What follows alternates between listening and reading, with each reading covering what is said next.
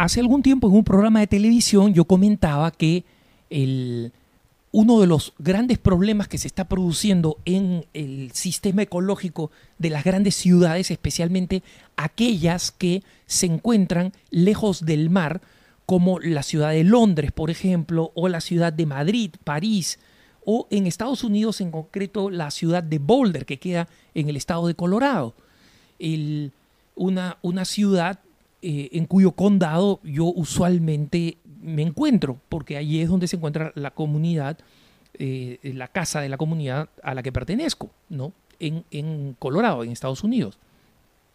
En estos sitios, donde no está cercano el mar, el agua de los desperdicios que salen, digamos, de las distintas tuberías después de haber sido usadas para asuntos de hogar, para industria, para la higiene humana, etcétera, entran a plantas de procesamiento extremadamente sofisticadas, especialmente en Boulder, que es una ciudad emblemática en Estados Unidos porque tiene las leyes más severas para la protección del medio ambiente.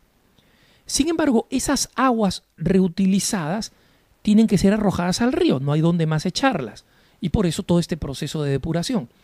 Y las aguas llegan prácticamente sin ninguna contaminación, salvo un elemento que se ha notado que está teniendo consecuencias tanto en la fauna como en los seres humanos.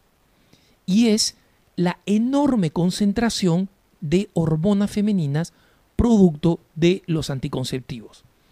Una persona preguntaba, ¿cómo es que estos productos anticonceptivos, una lectora de Así Prensa preguntaba, ¿cómo es que estos productos anticonceptivos llegan al río, llegan al agua y terminan produciendo lo que están produciendo? La mutación de las truchas y de los peces de la fauna local que está determinando el surgimiento de peces mutantes, peces hermafroditas que no son capaces de reproducirse, y una disminución tremenda de la población masculina en los peces. 1 de cada 10 truchas en Boulder, en el río Boulder, a consecuencia de esta enorme presencia de hormonas femeninas, producto de las píldoras anticonceptivas, es macho. Solamente 1 de cada 10, cuando debería ser aproximadamente la mitad, y de esta manera asegurar la repoblación de las truchas, ¿no? Pero si no hay uno de los dos sexos en juego en el agua, las truchas no se van a reproducir, o su índice de reproducción va a ser muy bajo y puede tender a la extinción. Bajo ninguna manera Boulder permitiría que esto pasara por consecuencia de cualquier otra industria.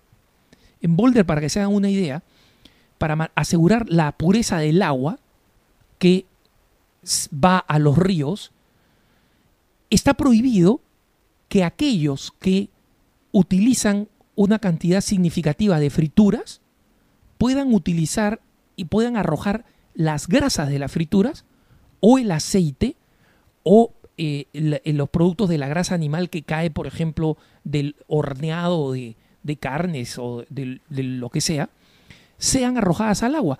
Y cualquier industria alimenticia, de casa de retiros o lo que sea, que genera un volumen determinado de esta grasa, tiene que ponerla en contenedores especiales y pagar un impuesto especial para que la ciudad y el condado de Boulder recicle esta grasa. Para que la grasa, que es difícil de depurar, es posible depurarla del agua, pero es difícil, no termine en el agua que termina saliendo por las tuberías y regresando al río. ¿Cómo así, pregunta esta lectora de Así Prensa, es que siguen llegando estas hormonas femeninas? Llegan a través de la orina de las mujeres que las consumen.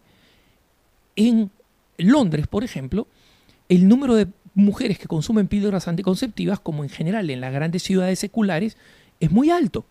Y en Boulder existe una población universitaria con una vida moral bastante liberal y bastante desenfrenada. Entonces, la concentración del consumo de píldoras anticonceptivas es altísimo. Y justamente a partir de este consumo de píldoras anticonceptivas, resulta que esas píldoras anticonceptivas por la orina terminan en el agua de donde se recoge luego el agua que toman las demás personas y que reciben las pobres truchas, donde nadan las truchas, ¿no? La consecuencia de esto es que, así como cuando una persona fuma en un lugar cerrado, los otros que están ahí se contaminan con el humo sin quererlo, lo que está sucediendo es que muchos hombres, en Londres se ha visto, en París se ha visto y en Boulder se ha visto, si consumen el agua del sistema público, el agua está libre de cualquier contaminación, salvo de las hormonas femeninas. Y en consecuencia se está produciendo un grado de esterilidad, de incapacidad de reproducción a consecuencia del agua. Y muchos hombres y mujeres que no quieren aplicar contracepción porque no tienen ninguna razón o porque quieren salir embarazadas, porque quieren ser mamás, tienen que tomar agua de botella con la contaminación que eso produce, porque al consumir agua de botellas existe el problema del descarte de la botella de plástico, ¿no? ¿Qué cosa sucede? ¿Por qué los sistemas más sofisticados de depuración no son capaces de depurar las hormonas femeninas? Por una sencilla razón. Los laboratorios que producen los anticonceptivos tienen que asegurarse que las hormonas que vienen en las píldoras anticonceptivas atraviesen, sin ser frenados, el sistema de depuración más sofisticado que existe en el mundo, el hígado humano. Si permitieran que las hormonas llegaran al hígado en estado natural, el hígado, que filtra todo para el bien del hombre, inmediatamente descompondría estas hormonas. Pero los laboratorios, para que las hormonas puedan funcionar como anticonceptivos, tienen que asegurarse que estas concentraciones de hormonas sobrevivan a la depuración del hígado y puedan ingresar en el torrente sanguíneo de la mujer y funcionar como contraceptivos. Si es que un laboratorio logra sintetizar de tal manera, y eso es lo que hacen, las hormonas femeninas de tal manera que atraviesen el hígado, no existe actualmente un sistema de depuración que sea capaz de filtrar eso. No existe un sistema, la ciencia humana no ha logrado encontrar un sistema de depuración que logre filtrar esa concentración de hormonas. En consecuencia, nos encontramos con lo que nos encontramos. Y acá vemos nosotros precisamente la hipocresía de los movimientos ecologistas que no denuncian esto y que no dicen, bueno, nosotros no sabíamos que existía el fumar de segunda mano. Pero cuando nos hemos enterado que las personas que están cerca de otros que fuman también reciben nicotina y reciben el alquitrán en sus pulmones, queda terminantemente prohibido fumar en lugares cerrados e incluso en algunos lugares públicos. Y en Boulder esa ley se aplica, pero draconianamente. ¿Por qué las personas que no consumimos píldoras anticonceptivas tenemos que vernos bombardeados con estas hormonas, hombres y mujeres por igual, que no consumimos nosotros? Y para no vernos expuestos a ellos tenemos que comprar y consumir agua embotellada con el costo que implica y con el costo ecológico que eso implica.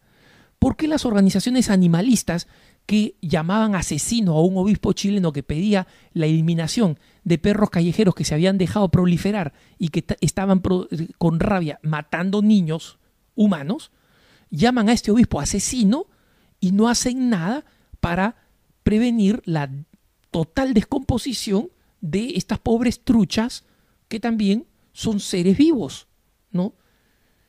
Porque cuando justamente el moralismo ecologista choca con el libertinaje moral humano, ahí se acaban los esfuerzos ecologistas y todo el mundo se calla.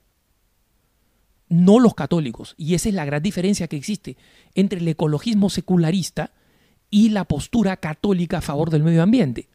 Nosotros creemos que el cuidado de lo creado solamente va a ser integral y auténtico en la medida en que los católicos promovamos una cultura de la verdad y de los valores morales y de los principios de vida según el ordenamiento, según el orden natural y según el ordenamiento de Dios. Si los hombres no vivimos una vida que no sea la vida de libertinaje sexual que produce el consumo de anticonceptivos y que en consecuencia produce la contaminación de los torrentes hídricos con estos productos anticonceptivos, entonces nosotros nunca vamos a estar a la altura de aquello que nos pide el Señor, que seamos colaboradores en el cuidado de Dios de la creación. Y por eso es que la preocupación del ser humano, del cristiano, por el medio ambiente, es una preocupación mucho más radical porque está dispuesta, no solamente dispuesta, sino que está convencida de que no va a existir un orden ecológico justo, no va a existir un respeto de la creación si es que primero el hombre no vive las dimensiones de la reconciliación que implican que se reconcilie con Dios, consigo mismo y con los hermanos humanos. Que tengas un buen día.